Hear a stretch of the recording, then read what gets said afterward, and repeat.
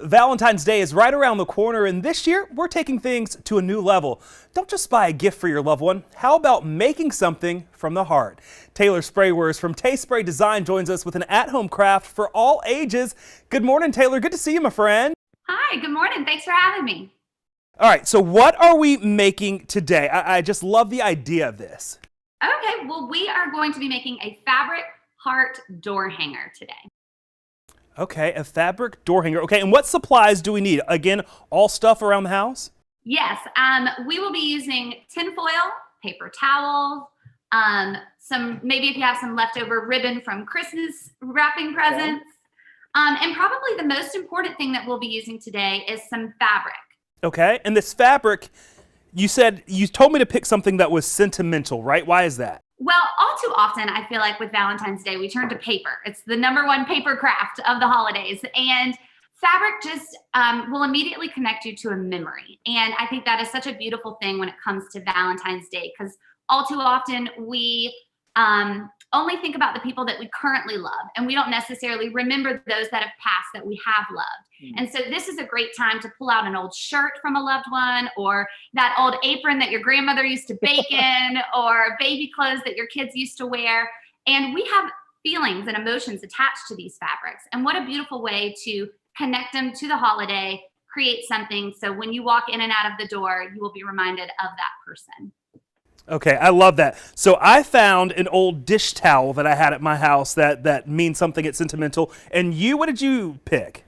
I chose, my daughters both wore this lovely dress. I've already gone ahead and cut it. Okay, all right, let's go ahead and get started. So how many sheets of aluminum foil do we need? Okay, so we're gonna start out with about 2 to 3, and this would be the size of, a baking dish that you would rip off at once. Okay. Yes, sir. So All right. we are going to be holding our hands palms up, and in just a moment, I'll pick up the tinfoil. It's so loud and crunchy. So I am going to be crunching it towards myself and creating the back side of the heart. So this is what our end goal will be, and I'm going to be holding it as though the heart is like this. Okay. And we're just going to kind of crunch in. Resist the urge to ball it all up really tight. Kind of keep some air in your crunching. We actually have one that's already done. So once we crunch it, we're going to put it into the shape of a heart there. If one side looks a little lumpy, just rip some extra tinfoil off and crunch it up and add it to it. It's no big deal. Okay. Okay, we are going to be just taking a sheet of paper towel. If you have a whole sheet, maybe just use half of it.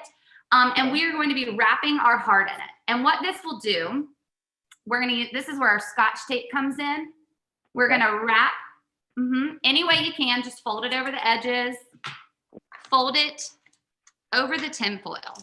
And what this does is it takes the spikiness out of our tinfoil. We will still have the contour of the heart. So you might want to really make sure you tape down right here where the shape is concave. All right, I feel good about mine. That looks awesome. It still looks like a heart? You killed it. It looks really great. Good job. Good job, friend. Okay, next up, we're going to take our ribbon. We have cut a 36-inch length ribbon. If you don't have a ruler handy at home, but you had your Reynolds wrap, I'll remind you that your Reynolds, it's about 3 lengths of this, all continuous. Okay. That's how much we cut off. So we're going to fold this in half. And we're going to come down about 4 to 5 inches, and that is where we'll be tying our knot. So you can wrap it around your finger like so.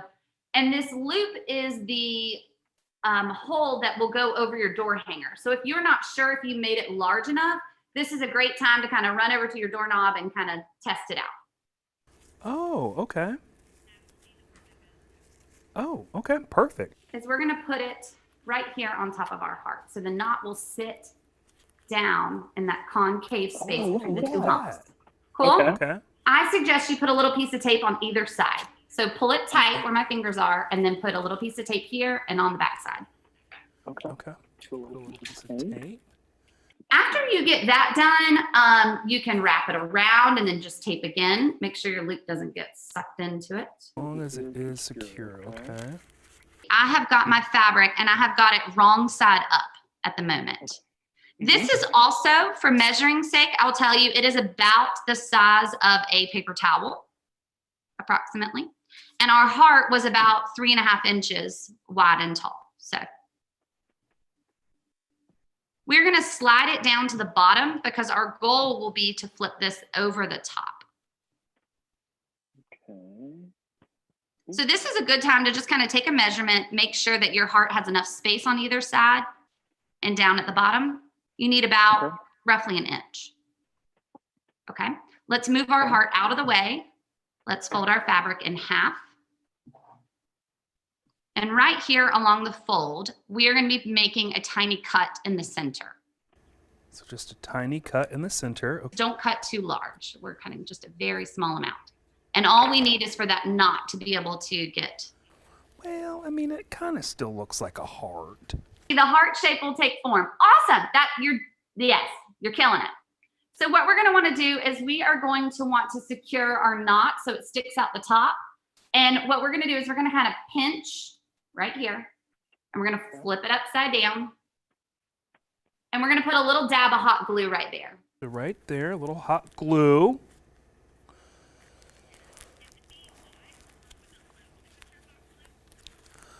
Oh. She says that to the amateur. So now what we're going to do is we are going to, with that secure, it definitely kind of gives us an anchor so our fabric doesn't slide around. We're going to kind of pinch, pull it taut, and we're going to do the same thing down at the other end. So I'm kind of turning it upside down, pinching it on my heart. So I can put another dab of glue at the other end. The other end. Okay. It looks like my heart's a little crooked, but that's okay. I'm going to bring it back to life here. Okay. I've got excess fabric right here, so I'm going to trim. And I need about an inch away from that heart. So I'm going to just trim a little bit.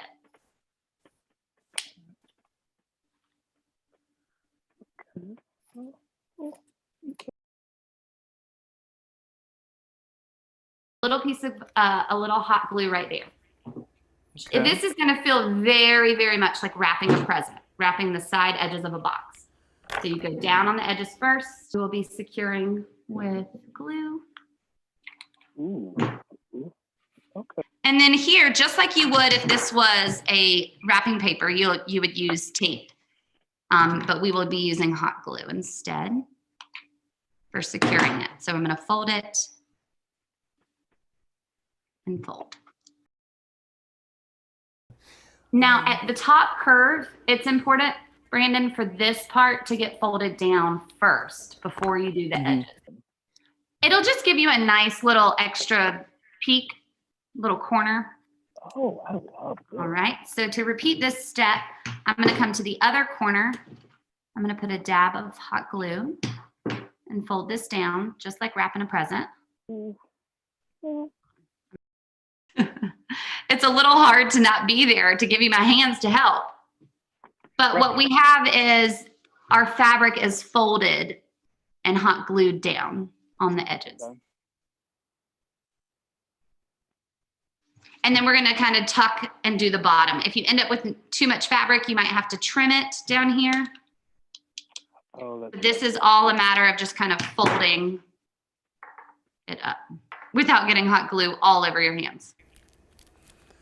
Or the table. Okay. Same time? All right, let's do it. I love it. I love that. Too. Oh, we love it. So Taylor, thank you so much for this. And you can even write a little message right there on the front and say, I love you. And there you go. You can give it to your sweetheart that way. I love it. We love this idea. Taylor, thank you so much. We appreciate you, my friend. Absolutely. Thanks for having me.